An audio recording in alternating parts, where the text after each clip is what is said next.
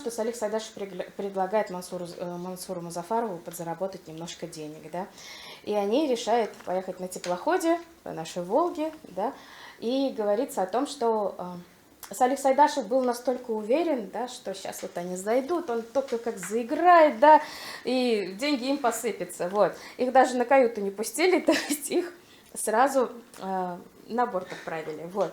Мансур Музафаров очень переживал, то есть как они сейчас обратно доберутся, но Салих Сайдашев не унывал, он все-таки думал, он ему сказал, сейчас, когда обратно поедем, у нас точно все получится. Ну, соответственно, когда они обратно поехали, у них то же самое не получилось, то есть их даже уже в каюту не впустили, да, богатым, не то, что там дать к роялю прикоснуться.